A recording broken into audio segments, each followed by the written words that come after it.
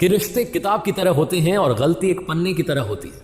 कभी गलती हो जाए तो एक पन्ना फाड़ देना, मगर उस पन्ने के चक्कर में पूरी किताब मत खो देना। और आपके लिए एक छोटी सी कहानी।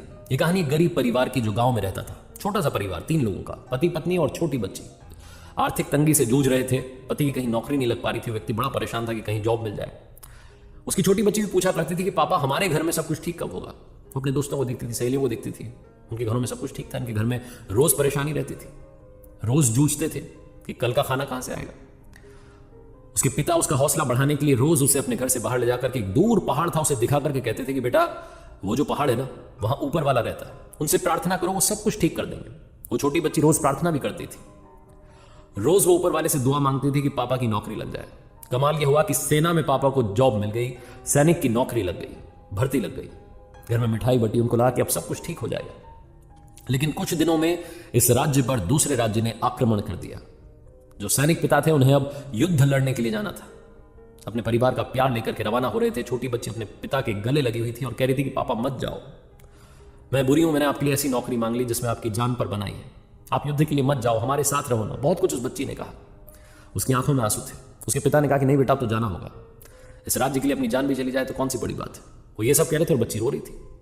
तभी उस बच्ची ने कहा कि पापा बस एक काम कर देना, वो जो ऊपर वाला वहां पहाड़ पर रहता है ना, उनको मेरी ये चिट्ठी दे देना, बस इतना सा काम मेरे लिए कर देना।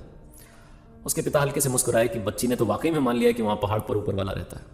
वो चिट्ठी अपने बैग में रख करके वो सैनिक रवाना हो गया। अपने बाकी सैनिक साथियों से मिला और वो टुकड़ी जो थी युद्ध के लिए निकल गई। पहाड़ पर चढ़ रहे थे। मालूम था कि आगे सरहद आ जाएगी, उसके बाद में तो हमारा देश ही खत्म हो जाएगा। तो एक आखिरी पोस्ट ऑफिस था, वहां जो लेटर बॉक्स होता है उसमें जाकर के इस सैनिक पिता ने वो चिट्ठी डाली।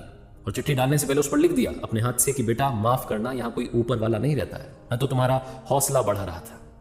उसे लगा कि ये चिट्ठी वापस अपने घर भेज देता हूं, बच्ची को मिल जाएगी और बच्ची समझ जाएगी कि पापा झूठ बोल रहे थे। थोड़ा सा गुस्सा होगी, लेकिन क्या हो गया, अब मैं तो जा रहा हूं उस युद्ध में, पता नहीं जान बचेगी नहीं बचेगी। भीषण युद्ध हुआ।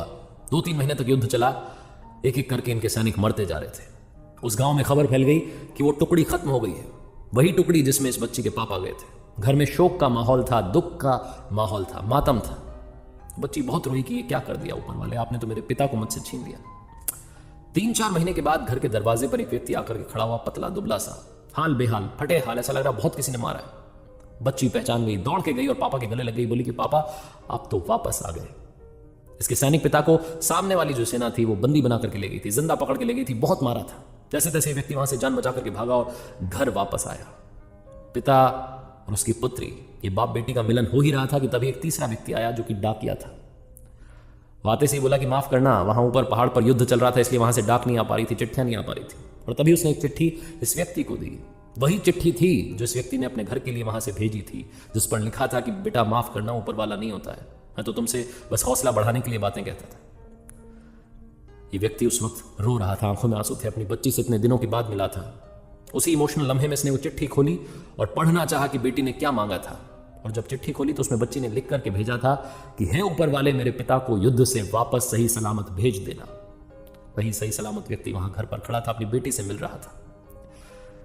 उसकी आंखों से आंसू रुके नहीं। छोटी सी कहानी है, लेकिन हमें सिखाती है कि जिंदगी में विश्वास है तो आपकी दुआ कबूल होगी। वो ऊपर वाला आपकी भी सुनेगा। अगर आपने दिल से कुछ मांगा है तो वो आपको जरूर जरूर जरूर मिलेगा।